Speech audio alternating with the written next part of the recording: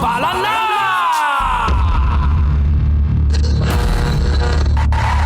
Ang tambalang kumikinang. Nicole Ayala and Diego Bandido.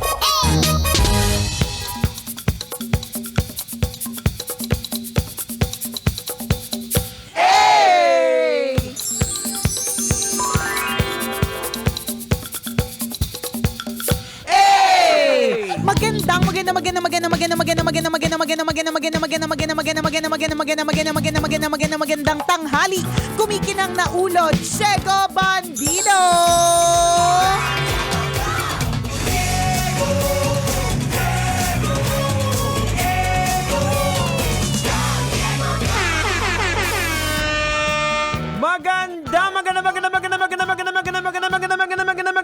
Magandang tanghali! Kumikinang ina!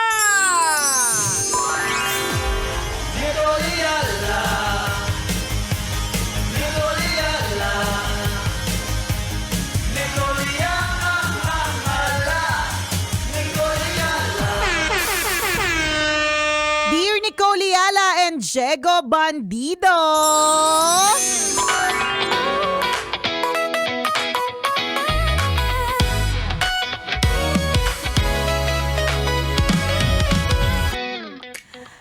Hiwalay na po kami ng aking misis.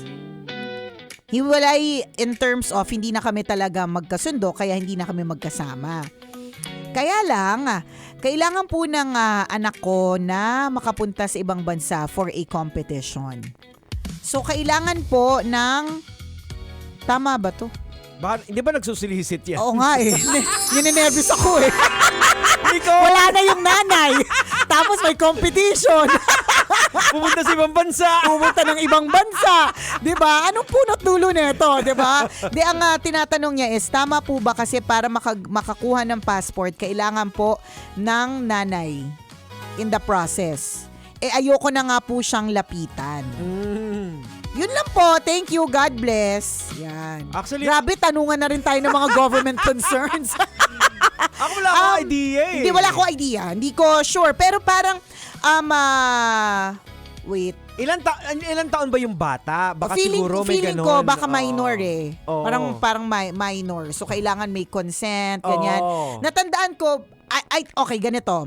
For sure, hindi namin alam ni Diego Bandido yung rules. Aha. Sure yan. Pwede ba nga tanungin mo na lang kung anong masarap na na alak? Ano recommended? Red wine or white wine? Pwede bang yun na lang? Kasi masasagot ko eh, di ba? Pero definitely, hindi namin masasagot yung actual at yung rules. Baka mamaya meron ng mas bago or baka mamaya ganyan. So, syempre magtatanong ka talaga sa DFA ka magtatanong, yan, 'di ba? oo. Yun na yung pwede namin maibigay sa iyo. Oo. Punta ka ng DFA, maybe they have a hotline or maybe may chatbot na online or maybe you can just search tapos ang dami namang info na lalabas, ganyan. Sobra naman tiwala nyo sa amin na sa amin ka pa nagtanong, 'di ba? Pero definitely yan. May mga asikasuhin, lalo-lalo na kung minor. Oo. Kasi nga nung nag-attend kami ng concert recently, 'di ba, yung mga fans nung Loewe, yan, yung fans nitong artist na ito, karamihan mga bata eh. Mga 13 years old pataas eh. So, kailangan bago ka makapasok sa concert, kung wala kang kasamang adult, meron kang waiver. So, feeling ko may mga ganyan. Kasi syempre, minor siya, hindi niya kasama yung nanay niya. Natatandaan ko dati, pumunta kami ng Japan. So, dun sa ticket, ako, yung asawa ko, tsaka yung anak ko. Kaya lang, nung pupunta na kami, parang nagkasakit si Princess. So, hindi na namin sinama. Pero dun sa isang ano tawag dun, yung confirmation ticket, 3 kami doon. Dito sa Pilipinas, hindi question kung bakit wala si Princess. Kumbaga parang, okay, 2 lang kayo. Hindi question. Walang question. Walang Correct. anything. So, nakalipad kami. Nung pauwi kami, nagka-problema. Hinold kayo. Hinold kami kasi... Baka iniwan niyo. Gusto niyo makapag-asawa ng Kaya apo na nga, anak niyo, correct. iniwan niyo dito? Tapos batang-bata pa siya noon, toddler. So isipin mo, dun sa ticket, 3 kaming pumunta. 'Di ba? Nung pauwi na kami, 2 na lang kaming bumalik. So ang tagal talaga namin noon. Yun. So may magkakaroon ka talaga ng mga ganyang klase mga problema kapag ka hindi mo tinanong. Ganyan. Kasi hindi na kami nagtanong bilang Wala, kampante lang. Yan Oo. yung wag nating gagawin. Better safe than sorry. Kahit na sabihin, ang OA naman, kailangan tanungin pa. Ang Oo. OA naman, kailangan tumawag pa. Mas okay na yung OA Oo. kesa hindi makalipad. Kasi Okay sa ma-hold. baka iniwan niyo yung anak niyo dun sa Japan. Correct.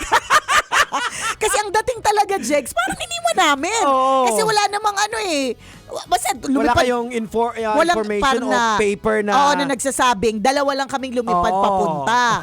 Syempre, alangan namang hindi siya, alam mo yun, syempre bata eh. Oo. Pag bata, syempre natural, kasama niya yung kanyang parents. Oo, baka isipin na lang, baka may Kumars to na Correct. TNT. Tapos doon Iniwan. iniwan. Doon pala lakihin yung Hindi, bata. hindi lang yun. Baka maisip pa nila human trafficking, nagdala ng bata sa ibang bansa, tapos iniwan.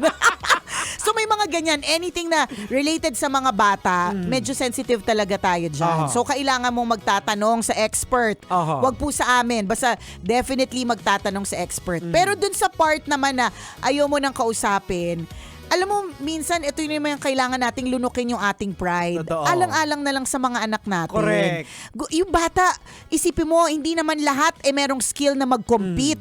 May mga, tingnan mo wag na tayong lumayo, dito na sa Love Radio, sino ang DJ dito sa Love Radio na pangarap talagang mag-perform? Oho. Pero kaya lang hindi talaga binigay ni Lord sa kanya di ba? Si Conyo Bicolano, pangarap niya yan. Kung magpa-perform, nabibigyan siya ng chance na mag-perform talaga, ganyan, na as a concert performer, gagawin niya. Kaya lang, you can't have it all eh. Correct. Ang binigay ni Lord kay Conyo Bicolano, ibang skill, ibang strength, di ba? Oo. Tsaka kapal na muka, yun, Tama. di ba?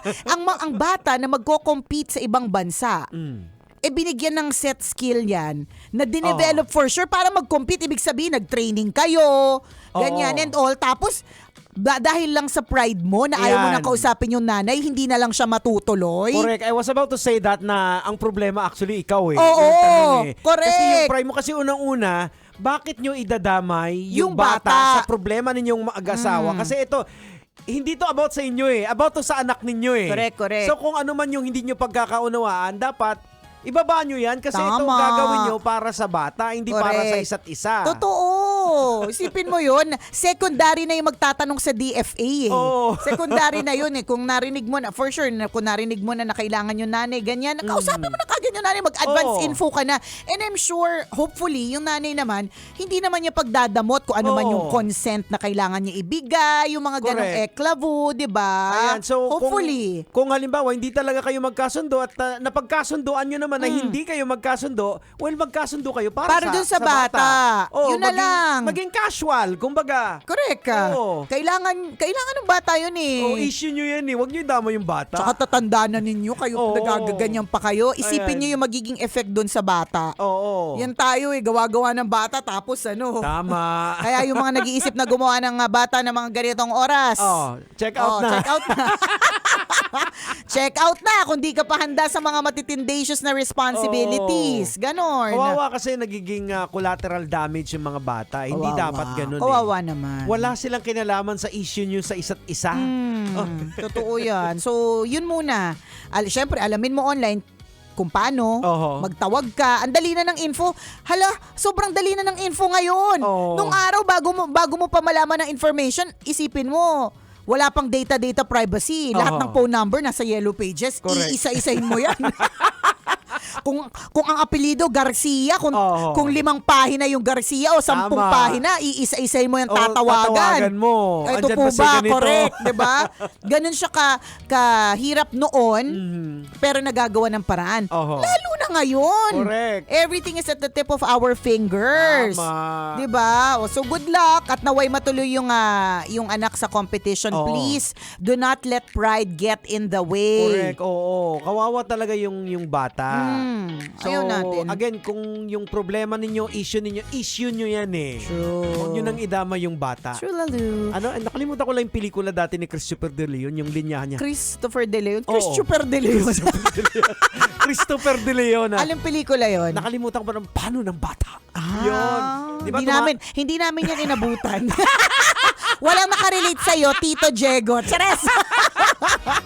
Di, pero totoo eh. Oo. Paano na, alam mo, napaka-powerful ng ng tanong na yun. Oo. Paano na ang bata? Oh, tama pa naman ngayon, 'di ba? Father's Day malapit na. Yes, correct. Oh, so pakita natin yung pagiging tatay natin. Kumbaga, ibaba natin yung Pride ego natin, and yung ego, pride natin correct. para sa anak natin. Alang-alang sa ating mga anak, Oo. 'di ba? Ultimately, importante na dahil ginawa natin sila, nandito sila sa mundo dahil Oo. sa atin, 'di ba? Correct.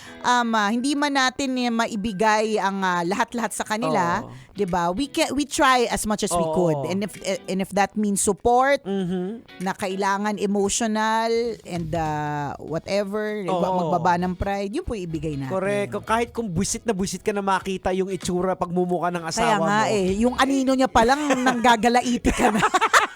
Lunukin mo na lang muna. Saglit lang Oo, naman yan. para hindi sa naman, anak nyo naman true. yan eh. And then eventually, para hindi ka na lang mainis, alamin mo na rin yung mga legalities Oo. involved para hindi na kailangang magkaroon kayo ng communication. I don't know. Oo. Hindi talaga namin alam. Tsaka, tandaan mo, Daddy, ano yan yung mga bata ngayon, akala nyo tahimik. Ang Ay, tatalino ng mga totoo, bata ngayon. correct. Yung mga bata. Magugulat ka. Akala mo yung wala nakikinig. lang sa kanila. True. Ay, ang Grabe. lalaki ng mga tenga niyan. Invisible Oo. lang yung tenga, pero ang laki ng tenga, Correct. promise. Kahit wala nga sila dyan, alam nila Correct. Parang relate ako parang sa mga kasama sa bahay. Oo. Ewan ko kung sa inyo ganito rin kayo Yung kasambahay ba ninyo, lagi nyo namang kasama. Oo. Lagi namang nasa loob ng bahay. Pero minsan, magbibigay sila ng chismis na galing sa labas na para bang lagi silang nasa labas. Ewan ko, ilang beses ko na yung experience na parang, paano mo nalaman? Lagi naman tayo magkasama dito. Ganon din yung mga bata. Ayan. Na akala mo wala sila sa paligid, akala Oo. mo hindi sila nakikinig, pero sa Oo. totoo lang, ang laki ng tenga ng mga yan. Correct. Kasi kung minsan may tayong mga magulang may mga unconscious move tayo na hindi natin alam na parang na-absorb na pala ng bata. Totoo yan. Oo. Tapos dadali nila hanggang pagtanda. Correct. Generational na siya. Oo. Kaya isang beses nung kausap namin yung anak namin, sabi ko, boss, ano yung noise mo sa amin? Gulat kami na ganito kasi. May binanggit siya. Oo. Tapos kayo parang, ha? Noise na pala. Kasi sa amin kung minsan nagtatalo kami na maingay. Pero sabi namin, discussion love language namin yan Oo, nagdidiskusyon. Oo. Hindi, tsaka di ba kunyari si Let, Oo. hindi yata siya soft-spoken Hindi. Loud, di ba? Oo, loud so, siya. kung halimbawang makikipag-converse siya, tapos meron siyang point, Oo. mataas yung boses niya. Oo, mainit. Oo, mainit. Oo. Di ba? Yung Oo. pala, Parang ang effect sa kanya, sa anak. Noise na sa kanila. Ah. Oo. So, in-explain namin na hindi, ganun talaga. Ganun lang kami Tina-challenge mag-usap. namin yung isa't isa. Be careful sa mga anak. Yun Tama. yun. Ako po si Diego Bandito. At ako po si Nicole Yala. Kailangan pa bang i-memorize yan? Basic!